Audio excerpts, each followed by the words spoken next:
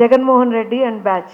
భారతదేశంలోనే నాకు తెలిసి ఇలాంటి ఒక రాజకీయ నాయకుడు, ఇలాంటి ఒక రాజకీయ పార్టీ ఉండదేమో అనేటువంటిది సుస్పష్టం. సరే, 2014 నుంచి 19 వరకు ప్రతిపక్ష నాయకుడిగా ఏం వెలగబెట్టాడో జనాలకు తెలుసు. 2019 నుంచి 24 వరకు ముఖ్యమంత్రిగా ఏం వెలగబెట్టాడో జనాలకు తెలుసు. బాబు, నువ్వు దీనికి సూటుగావు, దీనికి సూటుగావు, you are unfit to be. ఒక ముఖ్యమంత్రిగా నువ్వు అన్ఫిట్, ఒక ప్రతిపక్ష నాయకుడిగా నువ్వు అన్ఫిట్, ప్రాబబ్లీ అసలు రాజకీయాలకే నువ్వు అన్ఫిట్ అవుతావేమో ఫ్యూచర్లో అని అనుకుని చాలా ముద్దుగా ఆంధ్రప్రదేశ్ రాష్ట్ర ప్రజలు ఈడ్చి తన్ని 11కి సీమితం చేశారు. టీమ్ 11 సీమితం చేశారు. ఏం చేయాలి తర్వాత? బుద్ధి తెచ్చుకోవాలి. చేసినటువంటి దుర్మార్గాలన్నీ కూడా మర్చిపోయి, అట్లీస్ట్ తనన్నా మర్చిపోయి ఇప్పటికైనా ప్రజలకి నేనేమన్నా మంచి చెయ్యాలి అని అనుకోవాలి. కానీ అది ఆ బ్లడ్లోనే లేదు కదా, ఎక్కడి నుంచి వస్తుంది? క్రితం సంవత్సరం డిఎస్సి పారదర్శకంగా నిర్వహించి అందరి మన్ననలు పొంది బ్రహ్మాండంగా ఆంధ్రప్రదేశ్ రాష్ట్రంలో ఉన్నటువంటి కూటమి ప్రభుత్వం 16,347 మంది యువతకి ఆ రోజున ఉద్యోగాలు ఇచ్చారు. 16,347. ఎందుకు ఈ మాట రెండోసారి చెప్తున్నా అంటే, జగన్మోహన్ రెడ్డి చెవులు రెక్కించి వినాలి. ఇంత నంబర్ జగన్మోహన్ రెడ్డి ఎప్పుడు అసలు తన కల్లో కూడా ఎప్పుడు ఆలోచించాల. ఆయన నాకు తెలిసి అధికారంలోకి రాకముందర 2019కి ముందర ఏం చెప్పాడు? అసలు 20,000 పైచిలకు టీచర్ ఉద్యోగాలు ఖాళీగా ఉన్నాయి, ఒక్క ఛాన్స్ ఇవ్వరా ప్లీజ్, నేను వచ్చేస్తా, నేను ఉన్నా కదా, నేను విన్నా కదా, నేను వచ్చేస్తా అని చెప్పి ఆ రోజున డ్రామాలు ఆడాడు. వచ్చిన తర్వాత 2024 అంటే ఆయన అధికారం కోల్పోవడానికి ఎగ్జాక్ట్లీ ఒక 2 నెలల ముందర తూతూ మంత్రంగా ఒక 6,000 పోస్టులకి ఒక నోటిఫికేషన్ ఇచ్చాడు. జగన్మోహన్ రెడ్డి గారు చాలా జాగ్రత్తగా వినాలి. ఎందుకనంటే మీకు నార్మల్గా సిసిడి ఉందని తెలుసు, అటెన్షన్ సీకింగ్ డిజార్డర్ ఉందని తెలుసు. కాకపోతే ఈ మధ్యకాలంలో యామ్నీషియా కూడా వచ్చిందని చెప్పి మాకు ఈ మధ్యకాలంలోనే తెలిసింది. మీకు మతిమరుపు రోగం కూడా ఒకటి వచ్చింది. మీరేం చెప్పారో, మీరు ఏం చేశారో మర్చిపోయారు. కాబట్టి మీకు మళ్ళీ మళ్ళీ గుర్తు చేస్తున్నాం.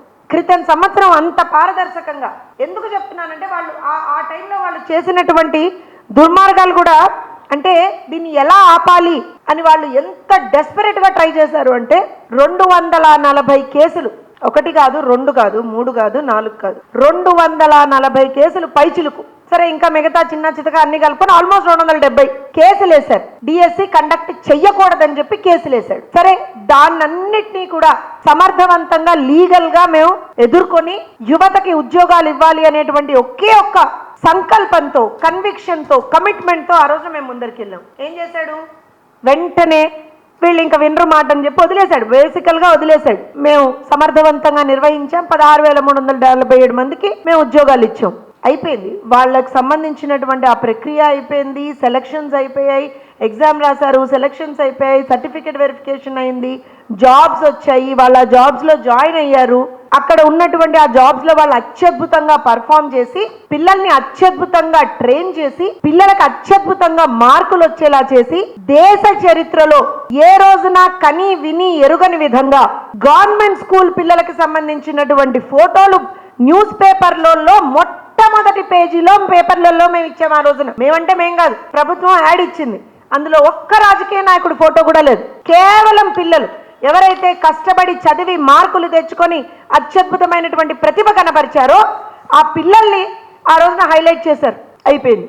కడుపు నొప్పి రోగం స్టార్ట్ అయింది జగన్మోహన్ రెడ్డికి. బాబోయ్, ఇంత మంచి రిజల్ట్స్ వస్తే ఎట్లా, దీన్ని నేను ఎలా అయినా ఆపాలి, ఎలా అయినా దీని మీద నేను బురద జల్లాలి అని స్టార్ట్ చేశాడు. ఏం చేశాడు ఫస్ట్? ఇది అంటే జగన్మోహన్ రెడ్డికి ఈ గొడ్డలు వేటు అనేటువంటి దాంతో ఒక అబ్సెషన్ ఉంది. వాళ్ళ బాబాయిని గొడ్డలు వేటు వేశాడు. ఆ రోజు నుంచి స్టార్ట్ చేస్తే ఇవాళ యువత భవిత మీద కూడా గొడ్డలు వేటేసే ప్రయత్నం చేస్తున్నాడు. అసలు అంటే అందుకనే ఆ పార్టీకి గొడ్డల పార్టీ అని పేరు, ఆయనకి సైకో అని పేరు. ఏమన్నా అంటే చూసారా మమ్మల్ని తెలుగుదేశం వాళ్ళు ఇట్లా అంటున్నారు అంటాడు. బరాబర్ అనాలి మిమ్మల్ని. మీరు అసలు రాజకీయాల్లో ఉండడానికి అనర్హులు జగన్మోహన్ రెడ్డి గారు అండ్ ద పేటీఎం బ్యాచ్. ఎందుకనంటే అధికారం పోయింది, అయినా ఇంకా ప్రజల్ని పట్టుకొని పీడించాలి, వేధించాలి, యువతను నాశనం చెయ్యాలి అనేటువంటి ఆ పోకడ మాత్రం పోలేదు. ఉడుంపోయినా దాన్ని పట్టుపోనట్టుగా లిటరల్గా ఉద్యోగాలు వస్తే చచ్చిపోతున్నారు వాళ్ళు. ఇవాళ అంత బ్రహ్మాండంగా పారదర్శకంగా ఆ ప్రక్రియ జరిగిన తర్వాత ఇతని ప్రాబ్లం ఏంటంటే, సంవత్సరం తర్వాత అయిపోయింది, సంవత్సరం అయిపోయింది, రిజల్ట్స్ వచ్చాయి, బ్రహ్మాండంగా పిల్లల ఫోటోలు వచ్చాయి పేపర్లలో, తండ్రిదండ్రులు సంతోషించారు. ఒక ప్రొసెషన్స్ అంటే చూడండి, డిఫరెన్స్ చూడండి. వాళ్ళ పార్టీ అధికారంలో ఉన్నప్పుడు దళితుణ్ణి హత్య చేసి ఆ శవాన్ని డోర్ డెలివరీ చేసినటువంటి వాడు జైలు నుంచి బయటకు వస్తే అదేదో స్వాతంత్ర సమరయోధుడిలాగా పూలు జల్లి హారతులు బట్టి స్వాగతం పలికారు. గుర్తుందిగా మీకు? ప్రొసెషన్స్ చేశారు ఆ రోజున బాహాటంగా. అది గొడ్డల పార్టీ కాబట్టి వాళ్ళు అట్లా చేశారు. మేము ఇవాళ రోజున గవర్నమెంట్ స్కూళ్ళల్లో చదివినటువంటి పిల్లలు అత్యద్భుతమైనటువంటి ప్రతిభ కనబరిస్తే వాళ్ళ ప్రతిభని గుర్తిస్తూ బ్రహ్మాండంగా వాళ్ళతో ప్రొసెషన్స్ తీసాం. అరే ఇవాళ ఆంధ్రప్రదేశ్లో నో అడ్మిషన్స్, ఫిల్ అయిపోయినాయి అడ్మిషన్స్ అని గవర్నమెంట్ స్కూళ్ళకి బోర్డులు పెట్టేటువంటి పరిస్థితి. ఏం మాట్లాడతారా మీరు? జగన్మోహన్ రెడ్డి అండ్ బ్యాచ్ వాళ్ళు వచ్చి డిఎస్సిలో అక్రమాలు జరిగాయా? ఫస్ట్ ఏమన్నారు? పేపర్ లీక్ అన్నారు. మా పగిలెట్టు జవాబు చెప్పారు అధికారులు వచ్చి. లేదు లేదు రిజర్వేషన్ సిస్టంలో ఏదో గొడవ జరిగిందన్నారు. దానికి మొహం పగిలెట్టుగా సమాధానం చెప్పారు. అయినా సిగ్గురాలా. మళ్ళీ వచ్చి ఏం మాట్లాడారు? స్పోర్ట్స్ కోటాలో అర్హత లేని వాళ్ళకి ఇచ్చారన్నారు. ఆధారాలతో సహా సర్టిఫికెట్లతో సహా బయట పెట్టారు అధికారులు. అయినా చింత చచ్చినా పులుపు చావనట్టుగా మీలో ఉన్నటువంటి ఆ సైకోతనం చావదు. ప్రజలు మిమ్మల్ని ఈడ్చి నేలకేస్తానినా ఆ సైకోతనం మీలో ఉన్నటువంటిది చావదు. ఏమన్నారు? ఒక పర్టిక్యులర్ క్యాస్ట్కి ఇన్ని ఉద్యోగాలు ఇచ్చారా? అసలు మీకు మ్యాథ్స్ వచ్చా? ఫస్ట్ క్లాస్ స్టూడెంట్స్ కదా జగన్మోహన్ రెడ్డి గారు మీరు. అంటే అఫ్కోర్స్ 10th క్లాస్ పేపర్లు మీరు దొంగతనం చేశారు, ఆ లీక్ చేసుకున్నారు, అవన్నీ మాకు తెలియదు. సరే అది అంటారు, చాలామంది అంటారు. సరే ఒక టీచర్గా నేను అది మాట్లాడకూడదు కాబట్టి I limit my self, I control my self. And నేను మ్యాథ్స్ అడుగుతున్నా, టీచర్గానే అడుగుతున్నా.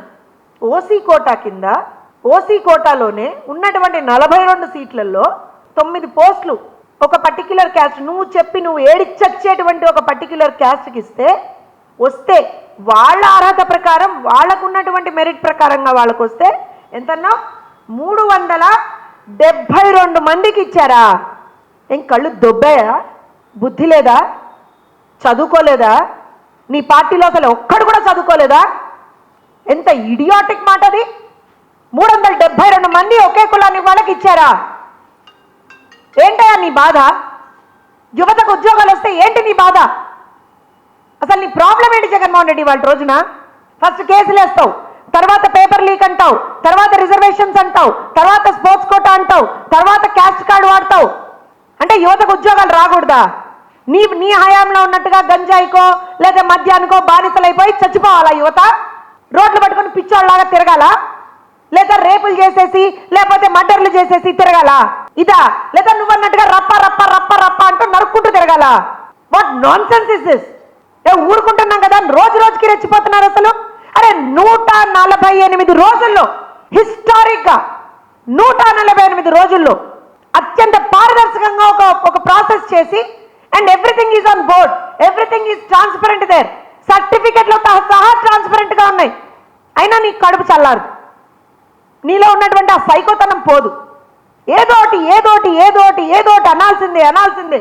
ఏంటయ్యా నేను ఇవాళ అడుగుతున్నా, జోనల్ కమిటీ, రాష్ట్ర కమిటీ, ఫైనల్ అపిలేట్ కమిటీ, 3 స్థాయిల్లో అపిలేట్ అథారిటీస్ని పెట్టావు.